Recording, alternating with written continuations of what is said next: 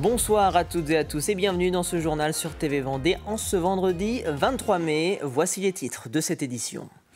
Nous parlerons de sport dans ce journal avec cette journée de détection organisée par la section féminine de football portée par le collège Auguste et Jean Renoir. Des dizaines de jeunes footballeuses aspirant à l'élite de leur discipline étaient présentes pour intégrer la future promotion. Il est arrivé en Vendée il y a maintenant plus de 10 ans. Le moustique tigre, espèce invasive dont la reproduction commence au printemps, est surveillée de près par les 5 agents de l'unité de régulation des moustiques du département. Alors comment s'en prémunir? Les réponses dans ce journal.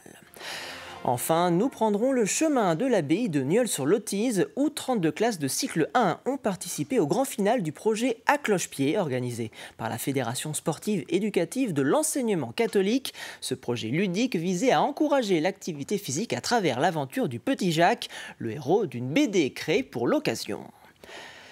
Mais on commence ce journal avec votre rendez-vous sport de la soirée sur les antennes de TV Vendée. Le Vendée Chaland Basket reçoit le Tour Métropole Basket à l'occasion des quarts de finale retour des playoffs de National 1 masculine.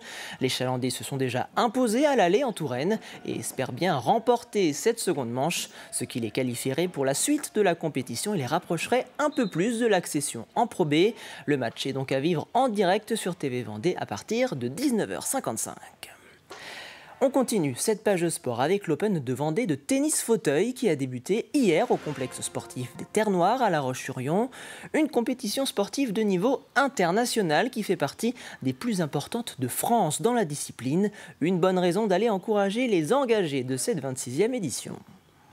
Pratiquement les meilleurs joueurs à la fois français et du monde, quoi. Donc c'est intéressant de se frotter aux meilleurs joueurs européens et mondiaux. Donc c'est toujours intéressant de venir prendre de l'expérience et essayer de faire le meilleur score, le meilleur tournoi. Pour ma part, c'est mon premier, donc je suis ravi. Donc on a encore 4 jours ici, donc en espérant le soleil, que les gens viennent nombreux et puis voilà, qu'on s'amuse, qu'on prenne du plaisir. Et puis voir les Vendéens et qui viennent nous encourager. Et les finales femmes et hommes du tournoi sont prévues ce dimanche à partir de 9h. Ils sont une quinzaine d'établissements scolaires en Vendée à proposer une section sportive dédiée au football. Et ce mercredi, le collège Auguste et Jean Renoir de La Roche-sur-Yon organisait une journée de détection des futurs pensionnaires de la section féminine. Échauffement, tests techniques, situation de match, rien n'est laissé au hasard par les encadrants qui ont également un œil sur le parcours scolaire de ces footballeuses. C'est un premier pas vers un parcours de haut niveau. Ça leur permet d'augmenter leurs normes d'entraînement, donc avoir plus de séances dans la semaine. Elles ont également des partenaires avec des qualités supérieures, donc l'adversité augmente. Donc pour exister, elles sont obligées elles-mêmes d'avoir plus de qualité, donc de travailler, de progresser. Et voilà, c'est vraiment à destination des jeunes filles qui ont des projets sportifs clairs, c'est-à-dire aller vers le haut niveau ou tendre vers leur maximum de niveau, leur meilleur niveau de pratique. Donc nous, notre objectif, c'est de leur donner des outils pour atteindre leur meilleur niveau. Le football féminin évolue, il se professionnalise aussi sur la D1 Arkema, donc forcément qu'on a des jeunes filles qui rêvent au haut niveau, et donc forcément que ce genre de concours attire des jeunes filles pour aller dans cette voie-là, même s'il y a peu d'élus à la fin, les places sont chères. Mais voilà, c'est un début de cursus, mais le chemin est très très long vers le haut niveau. Depuis 2020, le Conseil départemental de la Vendée dispose de plusieurs agents pour s'occuper de la régulation de la population des moustiques sur le territoire. Considérée comme une espèce invasive, c'est au printemps que commence généralement sa reproduction. Alors si vous avez dans votre jardin ou sur votre terrasse de petits récipients ou des retenues d'eau stagnantes, de potentielles larves de moustiques peuvent peut-être s'y cacher. Reportage Louise Yadjé. De l'eau stagnante et de la végétation, l'environnement idéal pour le développement d'une larve qui deviendra plus tard un moustique.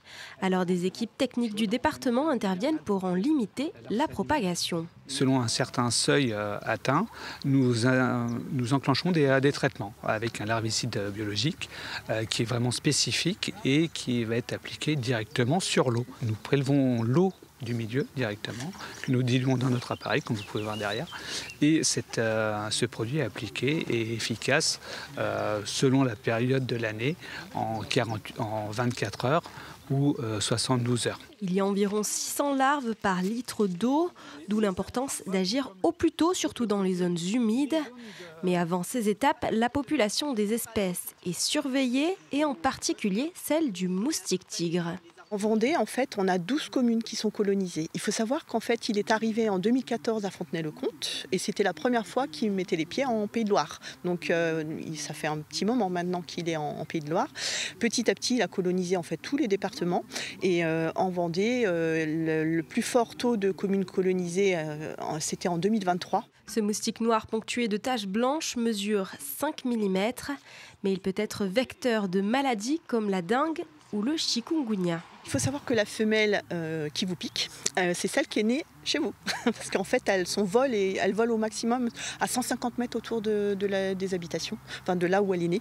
Donc du coup, il faut en fait regarder dans son jardin et éliminer tous les petits récipients avec un petit peu d'eau. Parce qu'en fait, elle est capable de pondre dans une coupelle, sous un pot de fleurs, dans un jouet où il y a de l'eau, un réservoir, un fond d'arrosoir ou une bâche aussi qui creuse et où il y a de l'eau qui se mêle. Elle est capable de pondre juste à la surface. À l'approche de l'été, vous pouvez aussi couvrir vos récupérateurs d'eau, entretenir vos gouttières ou encore mettre du sable dans les coupelles de fleurs. Et en cas de nuisance repérée, vous pouvez contacter le service agriculture et pêche du conseil départemental ou envoyer un mail qui s'affiche actuellement à votre écran à info.moustique@vendée.fr. Dans le cadre de la semaine de l'éducation financière, les élèves du lycée Atlantique de Luçon, en première année de CAP Commerce et en seconde Bac Pro Relations Clients, ont reçu leur diplôme EducFi, un programme proposé par la Banque de France qui permet de sensibiliser les élèves à la gestion de leur futur budget et de leur donner de nombreuses bases pour leur avenir dans la vie active. Du vocabulaire énormément, parce qu'il y a plein de notions qu'on ne connaissait pas forcément. Des connaissances pour le futur, parce qu'on a appris à gérer notre budget, on ne savait pas forcément comment faire. On a appris aussi tout ce qui était interdit bancaire, ça va nous aider aussi pour le futur. Et puis tout ce qui va être dans les cartes, même les banques en ligne, c'est-à-dire qu'on est très jeune, donc on utilise beaucoup ça. Mais on n'était pas forcément sûr. Il y a certains qui m'ont dit je vais peut-être changer de banque, parce qu'on n'est pas forcément sûr de la sécurité. On a commencé par expliquer ce qu'était la Banque de France, faire un petit peu un retracé historique de la Banque de France, des différentes missions. Et ensuite, on a fait un jeu, donc un jeu d'énigmes, un jeu d'enquête policière sur en fait, différents sujets que traite la banque, soit du budget en passant par les assurances ou le crédit, pour essayer de dynamiser un peu le groupe et faire passer les messages importants dans le cadre de ce passeport EducFi. En tout cas, on espère qu'ils aient retenu au moins quelques notions et puis ils pourront toujours, avec les supports qu'on leur a laissés, pouvoir s'informer. Et puis on est là aussi pour répondre à leurs questions. Prenons la direction désormais de l'abbaye de Nieul-sur-Lotise. Cette dernière accueillait la grande finale du projet À Cloche-Pied, une initiative portée par l'UGCL, la Fédération sportive et éducative de l'enseignement catholique, et à laquelle ont participé 32 classes de maternelle et de primaire. Durant 4 mois, les enfants ont réalisé différents défis avant de se retrouver pour cette grande finale. Ils avaient pour mission d'aider le petit Jacques, héros d'une bande dessinée éditée spécialement pour ce projet. Reportage Cyril Guillet. Est-ce que c'est d'autrefois ou est-ce que c'est d'aujourd'hui ? Depuis le début du mois de janvier, 700 élèves de cycle 1 ont préparé en classe leur venue sur le site de l'abbaye de Nieul-sur-Lotise. L'objectif pour eux est des petits Jacques, héros de l'album spécialement édité pour l'occasion. Ça s'appelle Sonner les matines, l'histoire d'un petit garçon qui est déposé à la porte de l'abbaye et abandonné et recueilli par les moines et qui va vivre dans cet univers et avoir pour mission de sonner la cloche tous les matins. Donc les enfants sont invités sur le site de l'abbaye pour l'aider à récupérer des morceaux de corde et sonner. À midi, vous risquez de l'entendre, sonner la cloche de l'abbaye. Une journée qui se veut sportive, mais pas seulement. Les enfants font une cérémonie de lavage de mains avec l'aquamanine et découvrent cette plante qui laisse une odeur sur leurs mains un petit peu citronnée. Et ensuite, ils vont dans le jardin pour la découvrir. Alors, est-ce que c'est ça ? Notre cœur de métier, c'est l'éducation physique et sportive. Mais on veut aussi ouvrir nos élèves à la culture, à l'environnement, au patrimoine. Et on a un partenaire pour ça qui est l'école départementale des arts du patrimoine, avec qui donc on arrive à élaborer des projets qui touchent à tous les domaines d'apprentissage. Et c'est ce qui plaît aux enseignants parce que ça permet en classe de proposer des actions qui font du sens et qui font du lien. On ne s'occupe pas des chiffres, on va plutôt s'occuper des dessins. Explorer le monde du Moyen-Âge, mobiliser le langage dans toutes ses dimensions, agir et s'exprimer à travers des activités sportives, telles sont les thématiques abordées ici. Je pense que le plus important, c'est justement de sortir le sport des établissements scolaires, voire de les sortir des enceintes sportives elles-mêmes, pour les mettre, par exemple, au niveau de la culture, sur des sites patrimoniaux. Et puis alors des jeunes qui sont enthousiasmés de venir se costumer dans des habits d'époque et de vivre quelque part une petite vie de moine en faisant des activités quand même sportives que les moines n'auraient peut-être pas faites. Au total, ce sont 32 classes qui vont aider Petit Jacques à sonner les matines. Une opération d'envergure répartie sur 8 journées.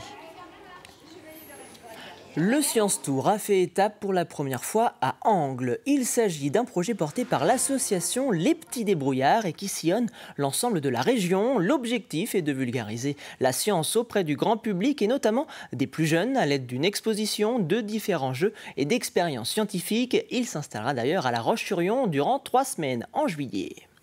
Allez, c'est l'heure de jeter un rapide coup d'œil à la météo du début de votre week-end, avec des nuages qui devraient faire le retour dans le ciel vendéen. Pas de panique, le soleil devrait encore être présent avec des éclaircies à prévoir. Du côté des températures, le mercure affichera 11 degrés aux Herbiers comme à La Roche-sur-Yon. Il fera 12 au Sables-d'Olonne et jusqu'à 14 degrés sur nos îles. Et c'est ainsi que se termine ce journal. Merci de votre fidélité. Retrouvez ce soir le dernier numéro de la série consacrée au parcours média à l'école. C'est Fanny Boissiot et Caroline Tronge qui accueilleront les élèves du collège Jacqueline Auriol de Chaland. Très bonne soirée sur TV Vendée.